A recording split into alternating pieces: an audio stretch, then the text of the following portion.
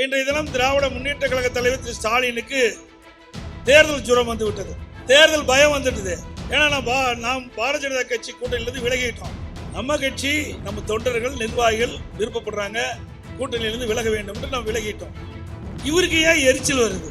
நம்ம கட்சியை பத்தி இவர் எதுக்கு பேசுறாரு? இது எங்க கட்சி விவகாரங்க. கூட்டணி இருப்போம், கூட்டணியிலிருந்து வெளியே வருவோம். அது எங்களுடைய விருப்பம், எங்களுடைய தொண்டர்கள் நிர்வாகிகளுடைய விருப்பம். நாங்க ஆசைப்பட்டிருந்தா பாரதிய ஜனதாவோட இருந்திருக்கலாம். ஏன்னா ஆட்சிக்கு வந்தா, மத்தியில் ஆட்சிக்கு வந்தா எங்களுடைய நாடாளுமன்றத்தில் அதில் அமைச்சராக ஈடுபட்டுக்கலாம். அல்ல, எங்களுடைய சுயமரியாதை, சுயமாக நாடாளுமன்றத்திலே நாங்கள் பணியாற்ற வேண்டும்.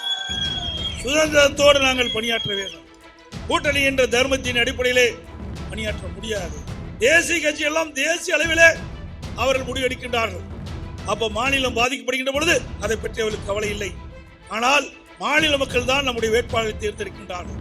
அப்படி தமிழ்நாடு பாதிக்கப்படுகின்ற பொழுது நாடாளுமன்றத்தில் குரல் கொடுக்க முடியவில்லை. அதனால மக்களிடத்தில் நமக்கு ஒரு கோபம் ஏற்படுகிறது. அதனால் பாதிப்பு நமக்கு. அதனாலதான் நாங்க கூட்டணியிலிருந்து விலகிட்டோம். தினந்தோறும் எல்லா மேடையிலும் பேசுவது அதிமுக, எடப்பாடி பழனிசாமி கள்ள தொடர்பு வைக்கிறார், கள்ள கூட்டணி வைக்கிறார். அது உங்களுடைய வாழ்க்கையில் இருக்கிற ரகசியத்தை வெளிப்படுத்துறீங்க. எந்த தலைவருக்காக இப்படிப்பட்ட வார்த்தை வருமா? பழக்க தோஷம் தான் அந்த வார்த்தை வெளியே வருது. ஒரு உயர்ந்த பொறுப்பில் இருக்கிறவருக்கு இப்படிப்பட்ட கீழ்த்தரமான வார்த்தை வருது என்று சொன்னால் அது ஸ்டாலின் குடும்பத்துக்கு மட்டும்தான் வரும். திமுக இந்திய கூட்டணியில் அங்க வைப்பதாக ஒரு தோற்றத்தை உருவாக்கி திரு ஸ்டாலின் செயல்படுத்தி கொண்டிருக்கிறார். இவர் என்னைக்கு இந்திய கூட்டணியில அங்கம் வச்சாங்களோ, ராசியான மனிதர் ஒவ்வொருவரா அங்கிருந்து விலகி போயிட்டாங்க. இந்திய கூட்டணிக்கு பிரதமர் யாருன்னு இது வரைக்கும் சொல்ல முடியல. நம்ம பத்தி கேட்கிறார், நீங்க யார பிரதமர் நினைக்கணும்?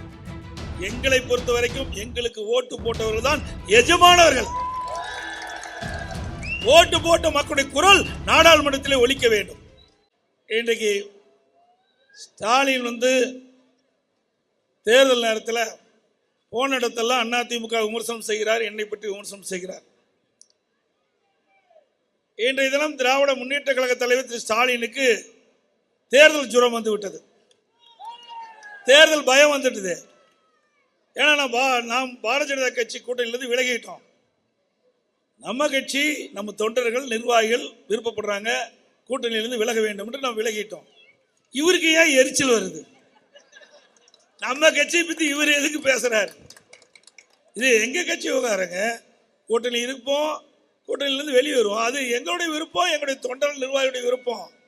ஆனா என்னைக்கு பாரதிய ஜனதா கூட்டணியிலிருந்து விலகினமோ அன்றையிலிருந்து தினந்தோறும் எல்லா மேடையிலும் பேசுவது அதிமுக, எடப்பாடி பழனிசாமி கள்ள தொடர்பு வைக்கிறார், கள்ள கூட்டணி வைக்கிறார்.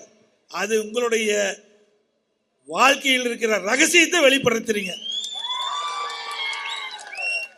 எந்த தலைவருக்காக இப்படிப்பட்ட வார்த்தை வருமா? பழக்க தோஷம் தான் அந்த வார்த்தை வெளியே வருது. ஒரு உயர்ந்த பொறுப்பில் இருக்கிறவருக்கு இப்படிப்பட்ட கீழ்த்தரமான வார்த்தை வருது என்று சொன்னால் அது ஸ்டாலின் குடும்பத்துக்கு மட்டும்தான் வரும்.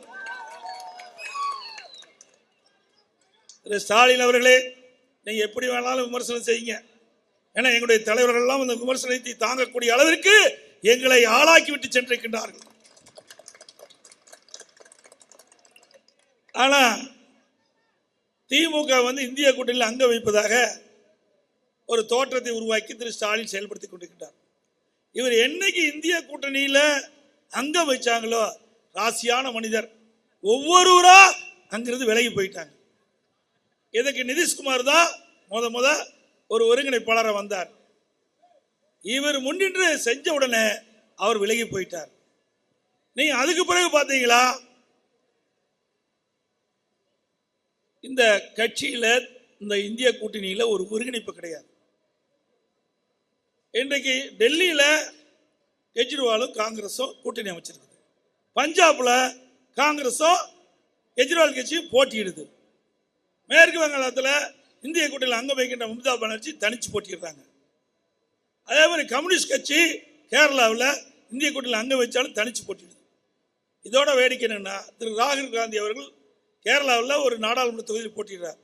அங்க கம்யூனிஸ்ட் கட்சி சேர்ந்த ஒருவருடைய மனைவி அவர் ராகுல் காந்தி எதிர்த்து போட்டிடுறார். இதுதான் கூட்டணி, இந்தியா கூட்டணி. இது விளங்குங்களா? ஆரம்பமே சரியில்லையே. நீங்க நாடாளுமன்ற தேர்தலில் வெற்றி பெற்றா தானே அந்த இந்தியா கூட்டணி பிரதமராக முடியும். இந்திய கூட்டணிக்கு பிரதமர் யாருன்னு இது வரைக்கும் சொல்ல முடியல. நம்ம பத்தி கேட்கிறார், நீங்க யார பிரதமர் நினைக்கணும்? எங்களை பொறுத்த வரைக்கும் எங்களுக்கு ஓட்டு போட்டவர்கள் தான் எஜமானவர்கள். ஓட்டு போட்ட மக்களுடைய குரல் நாடாளுமன்றத்திலே ஒலிக்க வேண்டும். தமிழ்நாட்டு மக்களுடைய உரிமைகளை காக்க வேண்டும். தமிழ்நாட்டுக்கு தேவையான திட்டங்களை பெற வேண்டும். தேவையான நன்மைகளை நாடாளுமன்றத்தில் மத்திய அரசின் மூலமாக பெற வேண்டும். இதுதான் எங்களுடைய லட்சியம். நாங்க மத்தியில் ஆட்சி அதிகாரத்தில் இடம்பெற வேண்டும் என்றுலாம் எங்களுக்கு எண்ணம் கிடையாது. எனக்கு முன்னாலே இன்றைக்கு அழகாக இங்கே பேசினார்களே தடார் ரஹீம் அவர்கள், நாங்க ஆசைப்பட்டிருந்தா பாரதிய ஜனதாவோடு இருந்திருக்கலாம். ஏன்னா ஆட்சிக்கு வந்தா, மத்தியில் ஆட்சிக்கு வந்தா எங்களுடைய நாடாளுமன்றத்தில் அதில் அமைச்சராக ஈடுபட்டிருக்கலாம். அப்படி அல்ல. எங்களுடைய சுயமரியாதை, சுயமாக நாடாளுமன்றத்திலே நாங்கள் பணியாற்ற வேண்டும். சுதந்திரத்தோடு நாங்கள் பணியாற்ற வேண்டும். கூட்டணி என்ற தர்மத்தின் அடிப்படையிலே பணியாற்ற முடியாது. இன்றைக்கு தேசிய கட்சி எல்லாம் தேசிய அளவிலே அவர்கள் முடிவெடுக்கின்றார்கள். அப்ப மாநிலம் பாதிக்கப்படுகின்ற பொழுது அதை பற்றி அவர்களுக்கு கவலை இல்லை. ஆனால் மாநில மக்கள் தான் நம்முடைய வேட்பாளரை தேர்ந்தெடுக்கின்றார்கள்.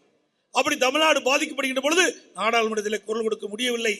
அதனால மக்களிடத்தில் நமக்கு ஒரு கோபம் ஏற்படுகிறது. அதனால் பாதிப்பு நமக்கு. அதனாலதான் நாங்க கூட்டணியிலிருந்து விலகிட்டோம். அது மட்டுமல்ல, இன்னைக்கு சிறுபான்மை மக்கள் கடுமையாக பாதிக்கப்படுகிறார்கள். அப்படி சிறுபான்மை மக்கள் பாதிக்கப்படுகின்ற பொழுது அவர்களுக்காக நாடாளுமன்றத்திலே நாங்கள் சுயமாக சுதந்திரமாக குரல் கொடுக்க முடியவில்லை. இருந்தாலும் அனைத்து இந்திய அண்ணா திராவிட முன்னேற்ற கழகத்துடைய நாடாளுமன்ற அண்ணன் அன்புராஜா அவர்கள் கடுமையாக நாடாளுமன்றத்திலே குரல் கொடுத்தார். மேலவையிலே அண்ணன் பாலசுப்ரமணியன் எஸ்ஆர்பி கடுமையாக குரல் கொடுத்தார். இதையெல்லாம் அனைத்து இந்திய அண்ணா திராவிட முன்னேற்ற கழகம் நாட்டு மக்களுக்கு செய்கின்ற சேவை. அது மட்டுமல்ல, இன்றைய தினம் இந்தியா கூட்டணி பிரதமர் யார் என்று இதுவரைக்கும் சொல்லல. இன்னைக்கு பிரதமர் வேட்பாளர் முன்னிறுத்தாதனால தான் அதிமுக பின்னடைவு ஏற்படும் என்ற ஒரு தோற்றத்தை ஊடகத்திலையும் பத்திரிகை வெளிப்படுத்திட்டு இருக்காங்க. இதற்கு முன்பு 2014 இதே புரட்சி தலைவி அம்மா அவர்கள் பிரதமரை முன்னிறுத்தல 37 இடங்களில் தமிழகத்தில் வெற்றி பெற்றோம். 2016 சட்டமன்ற தேர்தல் அவரோட கூட்டு வைக்கல. 234 தொகுதியில் அதிமுக போட்டிட்டு பெரும்பான்மை இடங்களை வெற்றி பெற்றோம். அம்மா முதலமைச்சரானாங்க. ஆக பிரதமரை முன்னிறுத்தி தான் வெற்றி பெறணும் அவசியம் கிடையாது. மாநிலத்துடைய பிரச்சனையை முன்னிறுத்தி, மாநில உரிமைகளை பாதுகாக்க முன்னிறுத்தி வாக்குகளை கேட்போம். எங்களுடைய வேட்பாளர் வெற்றி பெறுவார்கள். ஏன் இந்தியாவில் எத்தனை மாநிலம் இருக்குது? இன்றைக்கு மேற்கு வங்காளம் மம்தா பானர்ஜி முதலமைச்சர் இருக்கிறாங்க. அந்த மாநிலத்தில் பிரதமரை முன்னிறுத்தல. ஒரிசா பிஜு பட்நாயக் முதலமைச்சர் இருக்கிறார். அந்த மாநிலத்தில் தேர்தல், நாடாளுமன்ற தேர்தலில் பிரதமரை முன்னிறுத்தல. இன்றைக்கு ஆந்திராவில் ஜெகன்மோகன் ரெட்டி பிரதமரை முன்னிறுத்தல. கடந்த நாடாளுமன்ற தேர்தலில் கேரளாவில் அந்த கம்யூனிஸ்ட் கட்சி பிரதமர் வேட்பாளர் கடந்த காலத்தில் முன்னிறுத்தல. ஆக அந்த கட்சிகள் எல்லாம், அந்த முதலமைச்சர்கள் எல்லாம் பிரதமரை முன்னிறுத்தாம வெற்றி பெற்றுக்கான்னு சொன்னா ஏன் நாங்க வெற்றி பெற முடியாது? ஸ்டாலின் அவர்களே, நீங்க எதை வேணாலும் பேசுங்க, ஆனா உங்க ஆட்சியில் என்ன செஞ்சீங்க அதை சொல்லுங்க. அதை சொல்லவே மாட்டேங்கிறார்.